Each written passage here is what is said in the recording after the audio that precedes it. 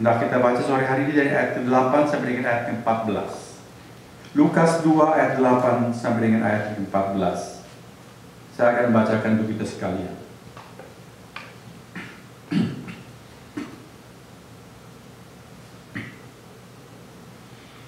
Di daerah itu ada gembala-gembala yang tinggal di padang menjaga kawanan ternak mereka pada waktu malam.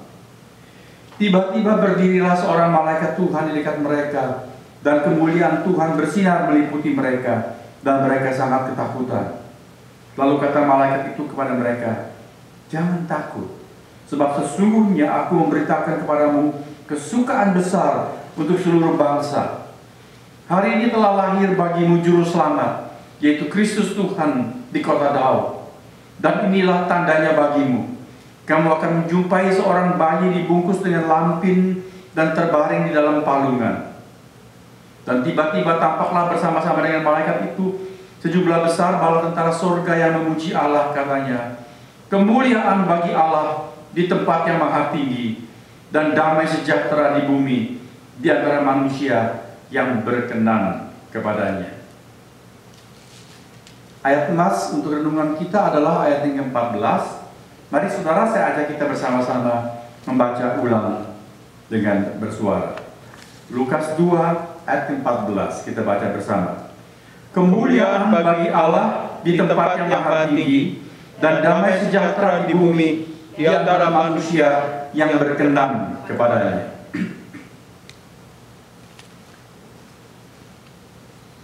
Natal kerap dikaitkan dengan damai sejahtera. Lagu-lagu Natal yang syahdu terdengar di mana-mana di masa raya ini diharapkan seakan-akan untuk menjadi obat penenang kehidupan yang dilanda oleh berbagai keresahan, kegetiran, bahkan berbagai macam konflik dan permusuhan. Konon di medan-medan perang pernah terjadi di salah satu medan perang dunia kedua. Malam itu dua kubu berseberangan. Di seberang sana pasukan Jerman, mereka berlindung di parit-parit perlindungan, dan di sebelah sini pasukan sekutu juga bersembunyi di parit-parit perlindungan, menunggu saatnya untuk mereka bertempur. Tetapi malam itu tiba-tiba terdengar lagu "Malam Kudus Sunyi-Sunyi". Saudara, kisah itu menceritakan bahwa ketika lagu tersebut dikumandangkan, ada tentara yang sedang bersembunyi di lubang perlindungan berani menjulurkan kepalanya keluar. Padahal itu riskan sekali di dalam peperangan. Dia bisa diterjang peluru, tetapi dia menjulurkan kepalanya untuk melihat keadaan. Dan kemudian ada yang berdiri, malah keluar dari parit perlindungan, dari seberang sana, juga dari sebelah sini, dan mereka malah bersalam-salam, memberikan selamat Natal di malam Natal atau di Christmas Eve tersebut. Natal memang kerap dikaitkan dengan damai sejahtera. Tetapi saya pikir damai seperti itu boleh kita sebut sebagai sentimental peace, damai yang sentimental. Karena sesudah mereka bersalam-salaman, mereka kembali ke parit perlindungan, besok pagi mereka dor-doran lagi. Betul? Cuma sebentar saja mereka kelihatannya berdamai. Semua itu hanya harapan semu yang sama sekali tidak menyelesaikan permasalahan. Dunia mengharapkan damai. Di mana-mana usaha mewujudkan damai itu diselenggarakan. Konferensi-konferensi perdamaian diadakan. Gencatan senjata digalakkan. Tetapi kita tahu perang dan pertikaian tak kunjung reda. Sejumlah ahli mengadakan penelitian. Mereka adalah profesor dan ahli-ahli sejarah. Tahukah saudara bahwa sejak tahun 3600 sebelum Kristus, jadi kita sekarang sudah 2014. Oke. Jadi ditambah 3600 berarti sudah 5000-an, makin 6000 tahun mungkin.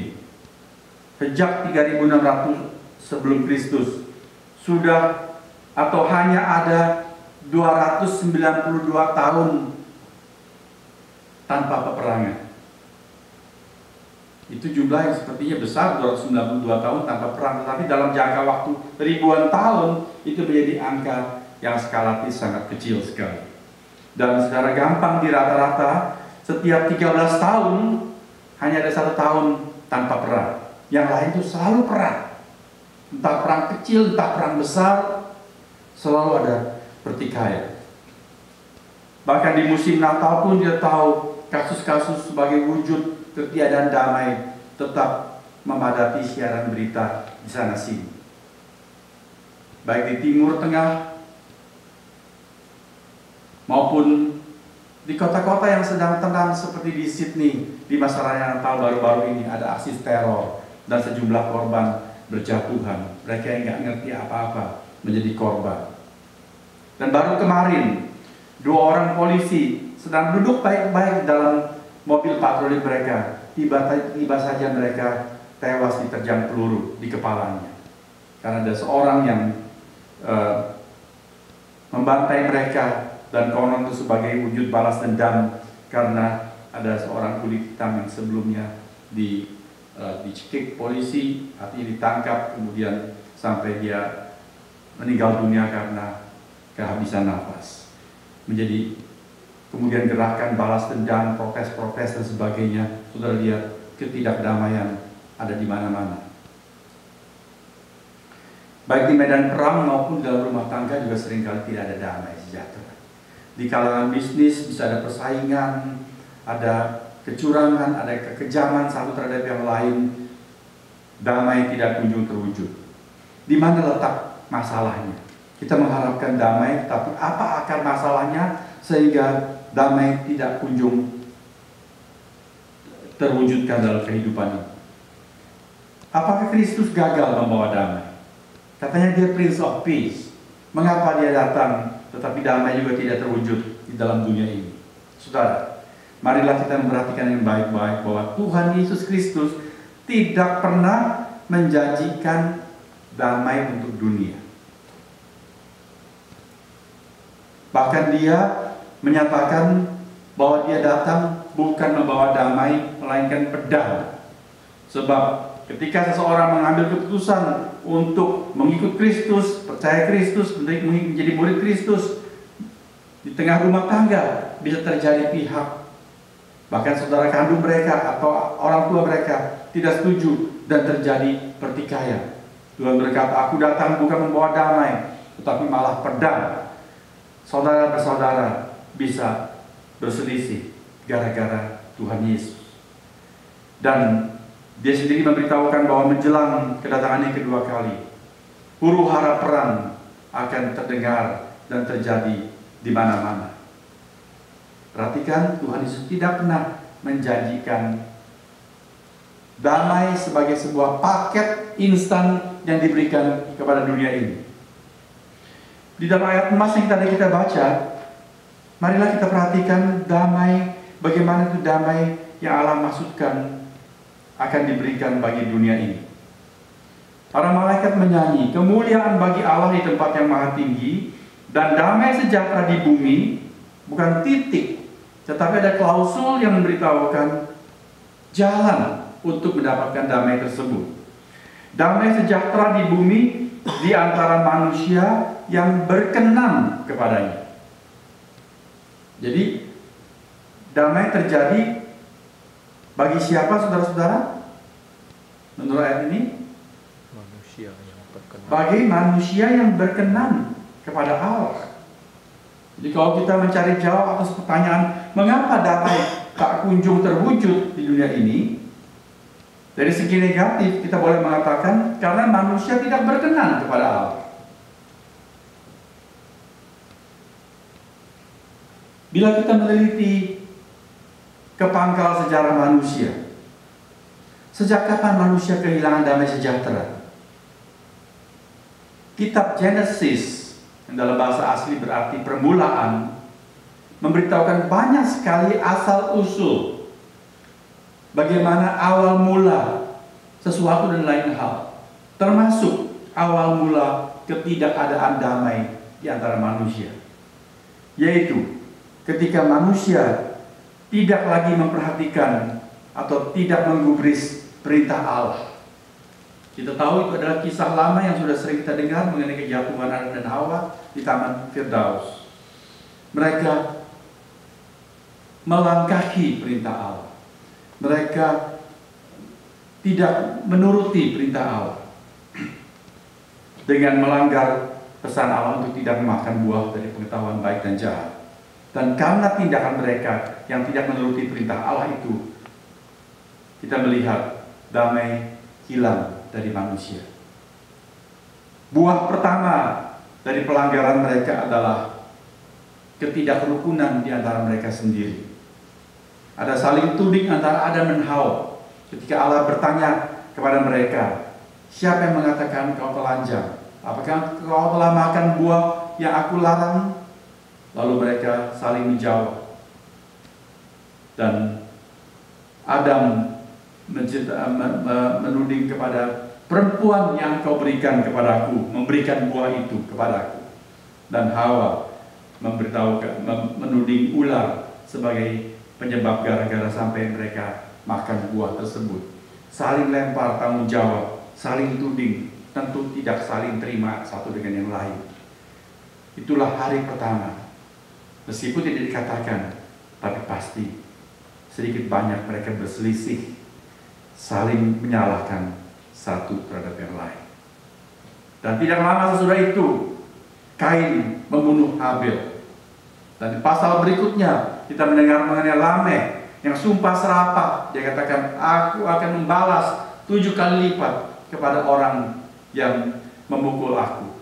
Terus menerus rantai dendam, rantai pembalasan tidak pernah putus. Silih berganti, maka dunia dilanda arus ketidakdamaian. Jadi bagaimana secara positif supaya kita menjadi berkenan kepadanya agar kita memperoleh damai sejahtera? Yesaya pasal 48 ayat 18 tadi dipilihkan untuk menjadi ayat pembimbing untuk ibadah kita pada sore hari ini. Nabi Tuhan mengatakan, sekiranya engkau, jadi dia menyampaikan firman Allah, sekiranya umat memperhatikan perintah-perintah Allah, maka damai sejahteranya akan seperti sungai yang tidak pernah kering, dan kebahagiaannya akan terus berlimpah seperti gelombang-gelombang laut yang tidak pernah berhenti. Jadi ketika malaikat menyanyikan damai sejahtera di bumi di antara manusia yang berkenan kepadanya, dan bila kita mencari dan merindukan damai, lalu kita bertanya, bagaimana untuk menjadi berkenan kepada Allah? Jawabnya adalah dengan memperhatikan perintah-perintah Allah. Memperhatikan tentu maksudnya bukan cuma mendengar, tapi mendengarkan. Mendengarkan lalu kemudian menyimpannya di dalam hati. Memperhatikan, mencermati, dan pada gilirannya kemudian mematuhi atau melaksanakan perintah-perintah Allah. Jelas kita melihat bila kita hubungkan dengan awal mula ketidakadaan damai sejak Taman Eden, pemberontakan Adam dan Hawa terhadap Allah, maka kita melihat kaitannya dari segi yang berbeda. Kalau kita mentaati perintah Allah, maka damai sejahtera itu akan diberikan dan menetap dalam hidup kita. Sebelum Adam dan Hawa melanggar perintah Allah, mereka hidup dalam keadaan damai sejahtera. Bahkan dengan binatang-binatang buas pun mereka berdamai. Dan semua itu hilang sejak mereka memberontak terhadap Allah. Allah mengatakan tanah ini akan menumbuhkan onak duri bagimu. Bumi yang tadinya bersahabat menjadi mendatangkan kesulitan kepada manusia.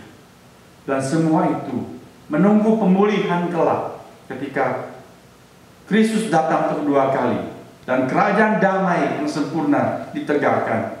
Lalu dikatakan pada waktu itu bahkan domba akan bergurau dengan singa dan bocah-bocah gembala main-main dengan ular kobra. Itulah damai ketika manusia kembali dipulihkan bersama dengan Allah. Sangat jelas ketika manusia tidak menuruti perintah Allah, itu berarti manusia tidak menerima pemerintahan Allah atas dirinya, maka apa yang terjadi, saudara? Ketika seseorang tidak tunduk kepada Allah, kepada siapakah dia tunduk? Dia merasa sekarang dia menjadi Tuhan atas dirinya sendiri. Maka terjadilah situasi seperti di dalam Alkitab di zaman Hakim-Hakim. Kalau saudara membaca kitab Hakim-Hakim, kitab itu mempunyai satu ciri bahwa manusia itu melakukan segala sesuatu menurut kemauan mereka yang mereka anggap benar dan baik. Ayat terakhir dari pasal terakhir kitab tersebut memberitahukan keadaan itu. Dikatakan setiap orang melakukan apa yang mereka anggap benar dan baik. Saudara bayangkan kalau setiap orang tidak takut kepada Allah dan tidak takut kepada siapa-siapa, lalu dia mau melakukan apa yang dia pikir dia mau lakukan, apa yang dia suka lakukan, apa yang dia rasa baik menurut dirinya. Apa yang terjadi? Kalau hari ini kita menempuh perjalanan, berlalu lintas, lalu setiap orang tidak ikut aturan, tapi menuruti kemauan dia sendiri. Dia mau belok semau dia, entah pakai signal atau tidak. Dia mau jalan, kita di jalur kanan, dia mau jalan di jalur kiri berhadapan dengan kita. Apa yang terjadi? Saudara, pasti akan terjadi chaos, terjadi kekacauan yang sangat dahsyat sekali. Masalah dunia ini, ketidakadaan damai, bukan pada pihak orang lain.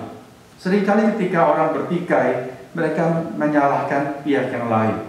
Suami istri bertengkar, datang berkonsultasi, masing-masing bawa pengaduannya. Suami mengadu, dia begini begitu karena istrinya begini begitu terhadap dia.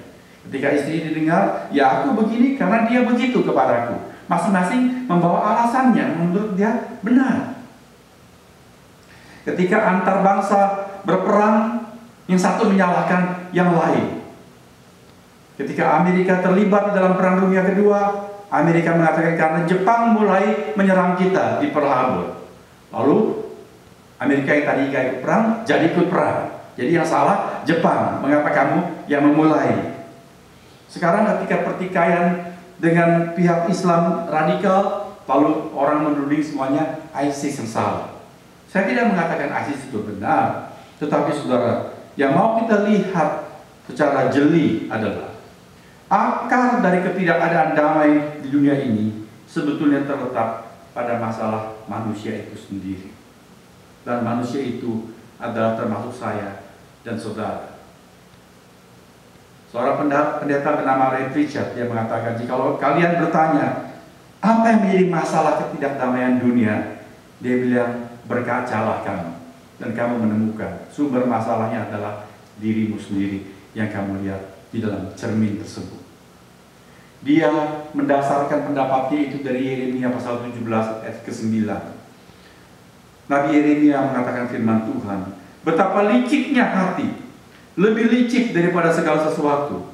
Hatinya sudah membatu, siapakah yang dapat mengetahuinya? Di dalam terjemahan New Living Translation diterjemahkan demikian, the human heart is the most deceitful of all things and desperately wicked. Who really knows how bad it is? Saudara, Pendeta Ray Pritchard dalam khotbahnya menguraikan ayat ini, mengatakan sesuatu hal yang mungkin mengejutkan kita, bahwa kita masing-masing adalah sumber kejahatan.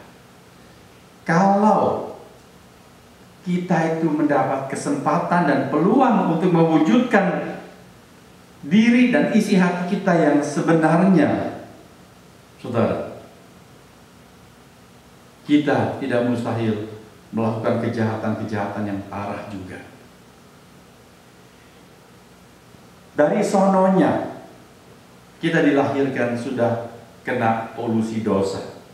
Dan setiap orang aslinya itu egosentris, selfish, hanya mencari kepentingan diri sendiri, materialistis, lalu mau menang sendiri, penuh tipu muslihat, curang, mau seenaknya saja, penuh hawa nafsu dan rencana-rencana yang jahat. Kalau sampai kita tidak melakukan kejahatan, sebetulnya itu hanya karena kita takut ketahuan. Atau karena budaya membentuk kita malu kalau kita ketahuan. Dan kita takut akan hukuman. Tapi kalau misal saja bisa kita terobos sesuatu, breakthrough, kita nggak ketangkap, kita bisa dengan licik sekali meluputkan diri, dan kita selalu enak-enak saja, saudara. Kita akan ngomong sembarang ngomong, melukai hati orang. Kita akan melakukan kejahatan, bahkan kemesuman sekalipun. Dan kita melakukan hal-hal yang memalukan. Dan kita menjadi tidak tahu malu, karena sudah tidak ada rasa malu lagi. Dalam skala kecil, di rumah tangga, dalam skala besar, dalam pergaulan masyarakat, dalam skala lebih besar, antar negara, semua sumber pertikaian adalah dari manusianya sendiri.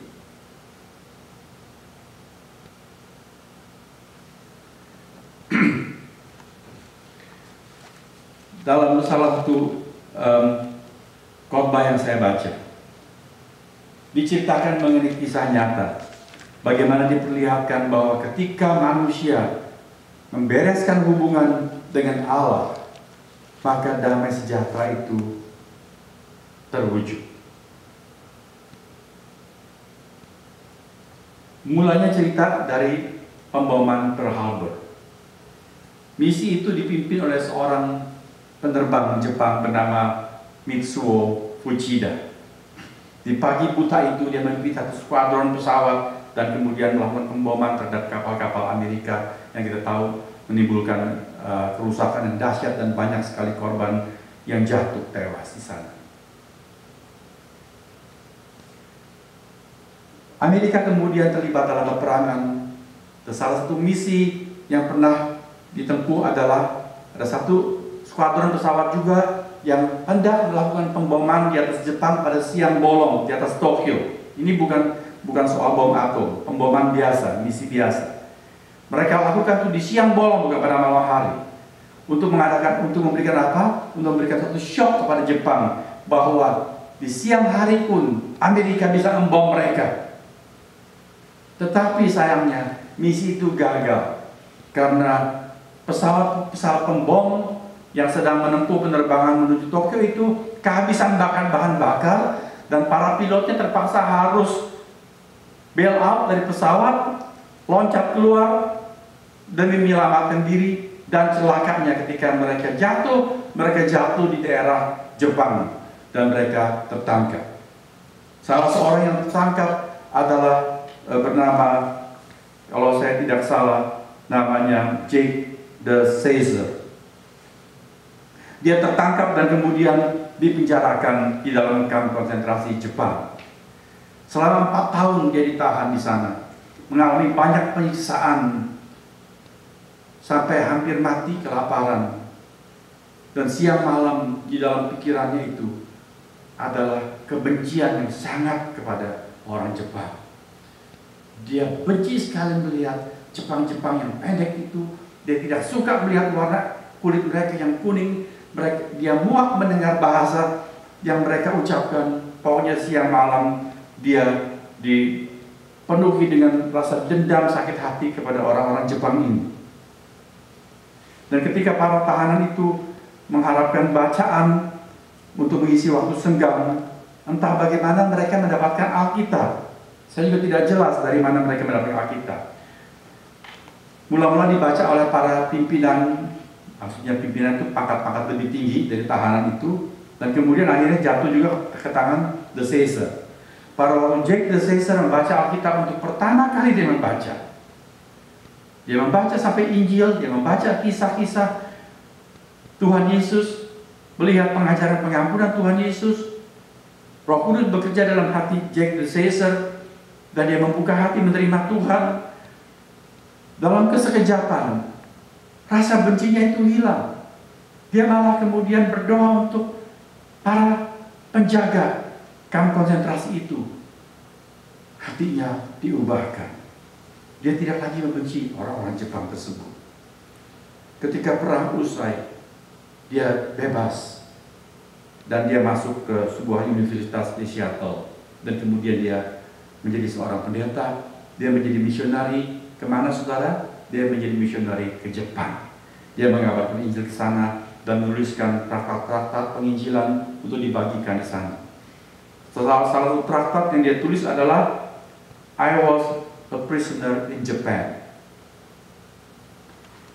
Cerita berlanjut. Sesudah perang, Mitsuo Fuchida dibebaskan dari tugas militer sebagai penerbang dan dia kembali untuk mengelola ladang milik keluarga. Dia berpikir dia akan ditangkap mungkin, kemudian dibawa ke pengadilan perang, tapi ternyata tidak. Dia cuma dipanggil menjadi saksi atas semua yang dilakukan ketika pemboman Pearl Harbor dan sebagainya. Pada suatu hari Mitsuo Fuchida hendak naik kereta api. Ketika dia berjalan di stasiun, di koridor stasiun itu, ada seorang memberikan selembar traktat kepadanya. Dia melihat traktat itu berjudul I was prisoner in Japan. Dia berpikir, ini tentang penjahat di Jepang. Dia lipat, masukkan ke dalam saku bajunya. Tapi ketika dia membaca di rumah, dia terkejut sekali karena kisah itu menceritakan kesaksian Jake Caesar.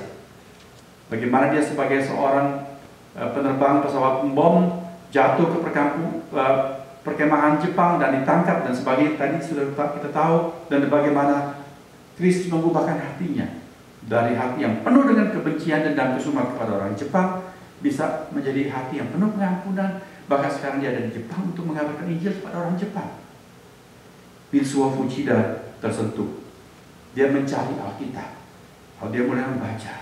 Dan ketika dia membaca Injil, sampai ketika peristiwa penyaliban Tuhan Yesus, waktu dia membaca kalimat doa Tuhan Yesus, ya Bapa, ampunilah mereka karena mereka tidak mengerti apa yang mereka perbuat. Belakangan hari, di dalam buku yang dia tulis, hari kedua yang tidak bisa aku lupakan dalam hidupku, itulah judul buku yang dia tulis oleh Fuchida ini. Dia mengatakan, waktu dia membaca doa Tuhan Yesus itu, dia merasa dia membutuhkan pengampunan itu. Sebab di dalam ketidaktahuannya, dia melakukan pemboman seperti itu, mendatangkan banyak korban di daratan, dan orang tidak ngerti apa-apa. Wah, aku ini mesti diampuni. Dia membuka hatinya, menerima Tuhan Yesus, dan menjadi seorang Kristen. Teman-temannya pikir dia melakukan tindakan yang emosional. Mereka kemudian membujuk dia untuk, bagaimana kamu seorang Shinto bisa menjadi seorang pengikut Kristus? Tetapi itu tidak bisa mengubah pendiriannya. Dia sudah menjadi seorang pengikut Kristus. Saudara, cerita masih berlanjut. Pada tahun 1941 diceritakan ada seorang anak muda berumur 19 tahun. Dia bernama Joe Morgan. Dia berasal dari Texas. Joe ini adalah seorang Kristen dari aliran Baptis, dan pada suatu ketika dia merasa Allah memanggil dia untuk menjadi seorang pendeta, tetapi niatnya itu tidak terwujud pada waktu itu karena dia kepingin keliling dunia. Dia masuk Navy, dan waktu dia menjadi anggota Angkatan Laut, pagi itu dia ada di Pearl Harbor ketika serangan itu berlangsung.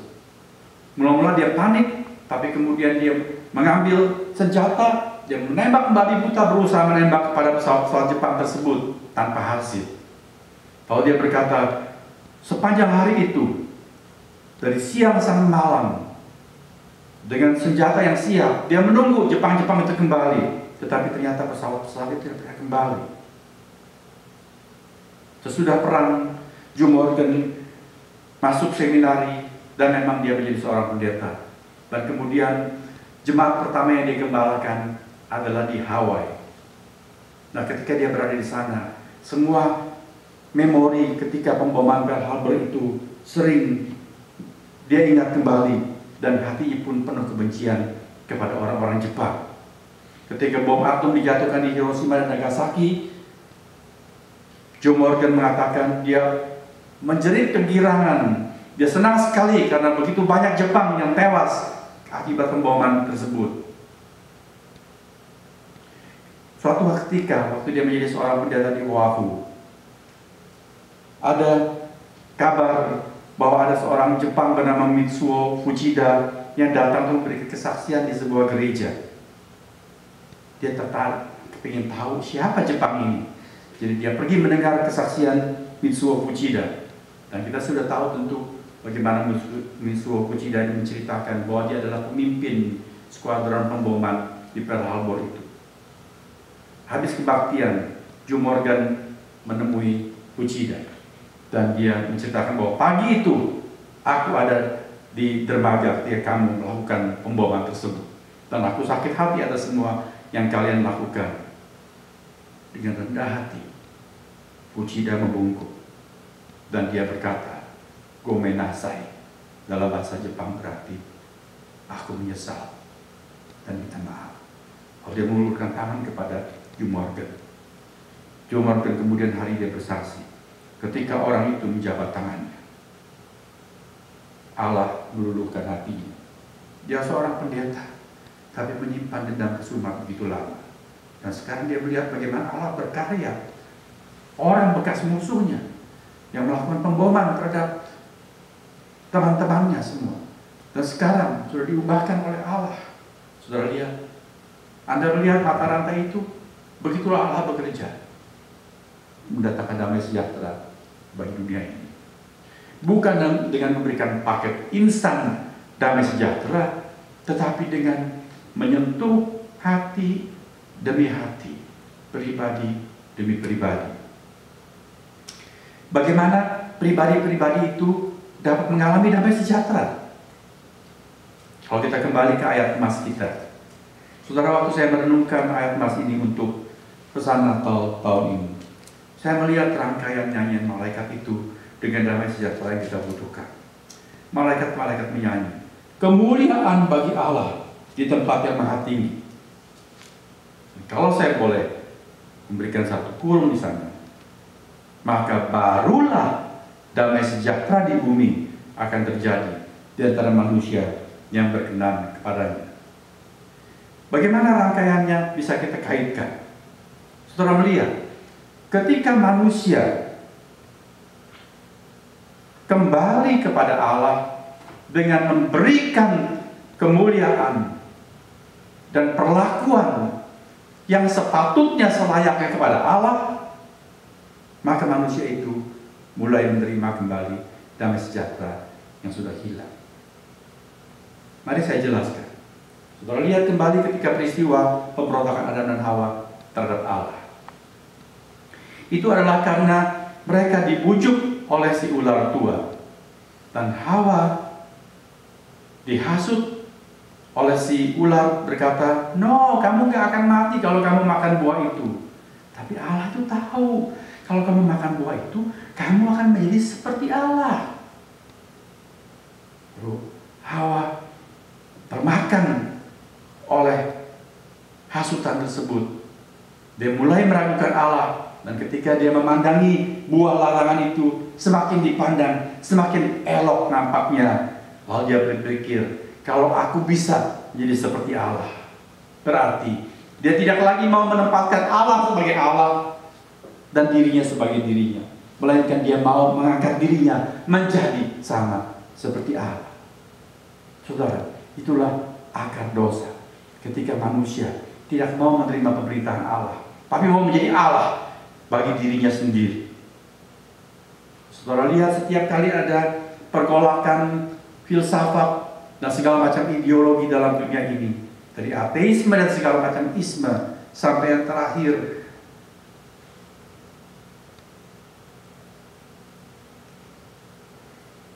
zaman ini, ketika orang mengadakan postmodernisme dan segala macam ajaran-ajaran, manusia itu diajar untuk cukup dengan dirinya sendiri. Allah adalah sesuatu yang sudah ketinggalan zaman. Kita tidak perlu dia. Allah, manusia bisa menjadi Allah untuk dirinya sendiri. Mempunyai suatu potensi yang luar biasa. Dia bisa mengadakan segala kebutuhannya sendiri. Ketika manusia tidak butuh Allah, maka damai semakin tidak karuan hilang dari manusia. Tapi ketika manusia kembali, dia bisa melihat Allah yang patut dimuliakan karena dia memang berbeda dengan kita. Dia pencipta kita. Kita adalah ciptaannya. Seperti khotbah Natal saya minggu lalu, Allah itu di sorga, kita ini di bumi. Kalau kita tahu diri seperti itu, kita memuliakan Allah dengan patutnya, dan kita dengar-dengaran pada perintahnya, kita menurut, maka damai sejahtera dipulihkan. Malaikat-malaikat adalah saksi mata dari kemuliaan serta keagungan Allah yang luar biasa. Ketika Allah menciptakan alam semesta dan bumi ini, malaikat adalah saksi mata. Bagaimana dari ketidakadaan Allah mengadakan yang ada. Allah cuma mengatakan, jadilah terang, dan terang itu ada dari ketidakadaan. Allah, malaikat melihat kuasa Allah. Malaikat melihat kemuliaan Allah, hikmat Allah. Bagaimana memelihara alam semesta ini dengan penuh precision, begitu sempurna. Maka malaikat selalu mengagungkan, glory to God in the highest. Dan pada malam Natal itu, malaikat kembali menyanyikan nada-nada lagu tersebut dengan suatu konotasi dan nuansa yang baru dan istimewa. Karena apa? Karena mereka melihat betapa mulianya hati Allah itu. Karena begitu mencintai manusia yang hilang dan jatuh dalam dosa dan tidak mengalami damai sejahtera, demi memberikan damai sejahtera itu dipulihkan, Allah rela memberikan anaknya sendiri, anaknya satu-satunya. Malaikat takjub, kagum, tidak ada kata lain. Mereka hanya bisa mengatakan, glory to God in the highest. Betapa mulianya dia, luar biasa, hati penuh anugerah, murah dan belas kasihan kepada manusia di dalam dosa. Dan malaikat-malaikat itu tidak iri hati, bukan mereka yang dikasihani. Kitab Ibrani mengatakan bahwa Kristus datang bukan untuk para malaikat, tetapi untuk manusia darah daging. Malaikat-malaikat itu pun hatinya mulia. Mereka tidak menjadi iri hati, tetap mengagungkan Allah yang Maha Tinggi. Saudara, jikalau seseorang melihat kemuliaan Allah seperti itu dan lalu sadar, seperti orang-orang yang tadi kita ceritakan itu, Mitsuo Fuchida, Jack the Caesar, Jim Morgan, menyadari betapa luar biasanya anugerah Allah, lalu mereka menerima, mengakui kemuliaan Allah, melihat kenajisan diri, mengakui dosa. Itulah permulaan wujud dipulihkannya Shalom. Ketika malaikat berkata damai sejahtera di bumi, itu adalah Shalom turun ke bumi. Apa itu Shalom? Orang mengatakan Shalom itu adalah salam, damai. Shalom jauh lebih dari sekedar damai. Shalom itu adalah kesejahteraan, ketentraman, keselamatan yang holistik, utuh, sempurna. Di dalam segala keadaan, damai sejahtera. Bukan cuma ketika sehat, juga waktu sakit, ada damai sejahtera. Bukan cuma ketika makmur, juga ketika bangkrut, ada damai sejahtera. Bukan hanya ketika tidak ada peperangan, justru ketika dilanda peperangan, orang-orang yang mengalami Shalom itu tetap hatinya tenteram, tenang, sempurna. Saudara, Tuhan Yesus berkata, aku memberikan kepadamu damai, tidak seperti diberikan oleh dunia ini. Dunia memberikan damai, dan kalau orang merasa damai di dunia ketika depositonya banyak, rumahnya sudah milik, sudah mortgage-nya sudah selesai, dia sehat walafiat, semuanya baik-baik, baru dia merasa damai. Tetapi Tuhan Yesus memberikan damai sejahtera untuk segala keadaan. Syukur keadaan makmur. Kalaupun tidak, kita tetap dapat mengalami damai sejahtera. Syukur bagi kita sehat walafiat sampai ke liang lahat. Kalaupun tidak, kita tetap damai sejahtera.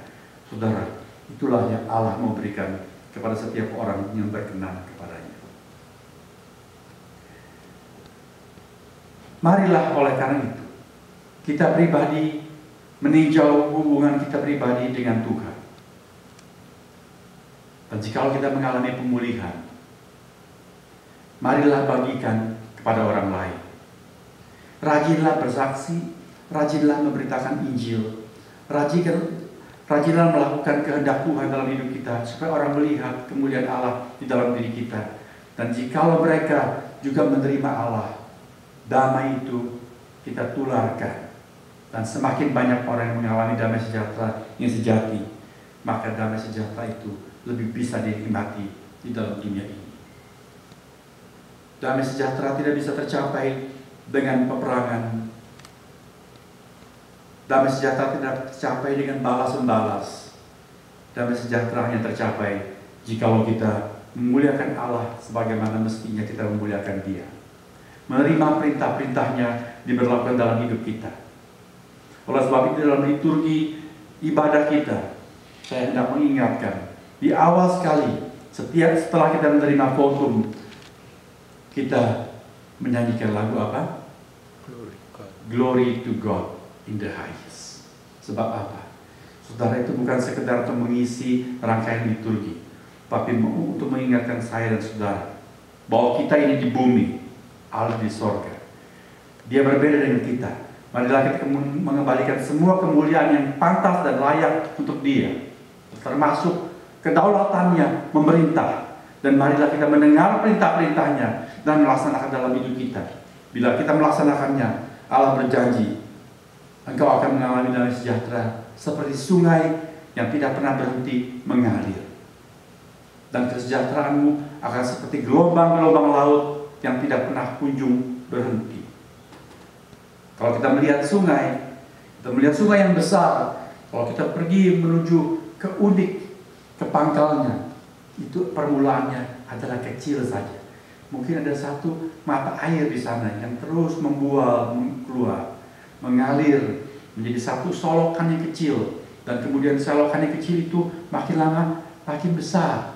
Ada aliran-aliran yang lain yang masuk di sana, dan makin jauh dia makin besar, akhirnya menjadi sungai yang besar sekali.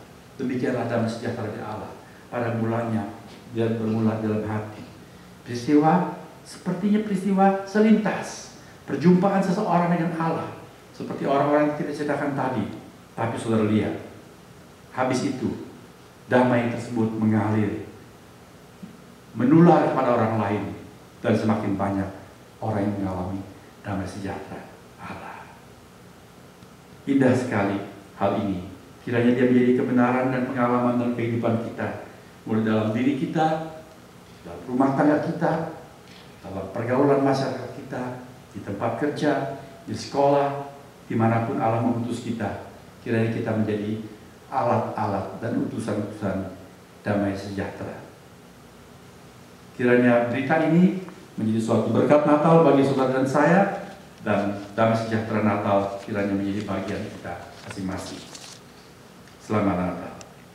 Amin.